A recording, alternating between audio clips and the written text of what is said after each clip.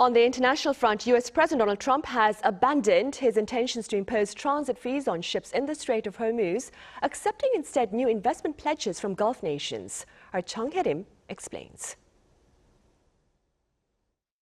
U.S. President Donald Trump has reversed his plan to charge civilian ships passing through the Strait of Hormuz a fee equivalent to 20% of their cargo value just one day after announcing the measure. On Tuesday, Trump said the proposed fee would instead be replaced by new trade and investment agreements with Middle Eastern countries, following what he described as very productive talks with regional leaders.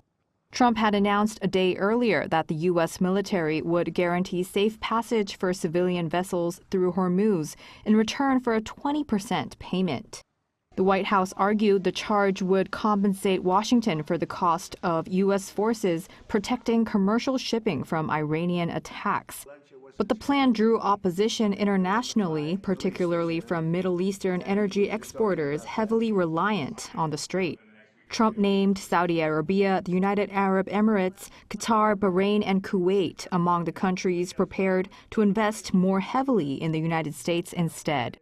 I don't think anybody should be able to charge a fee for the strait or for any other strait relationship in terms of other sections of the world. I don't think anybody should be really in that position.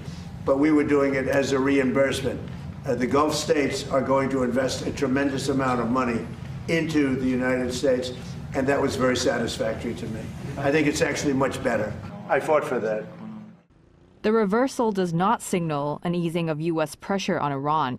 U.S. Central Command resumed a maritime blockade beginning 4 p.m. Eastern Time on Tuesday, targeting vessels linked to Iranian ports and cargo.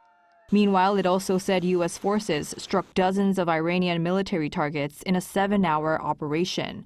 Iran responded with attacks on U.S. facilities in Bahrain, Kuwait, and Jordan, where officials said incoming targets were intercepted. In a Fox News interview on Tuesday, Trump warned Iran that its power plants and bridges could become targets as early as next week.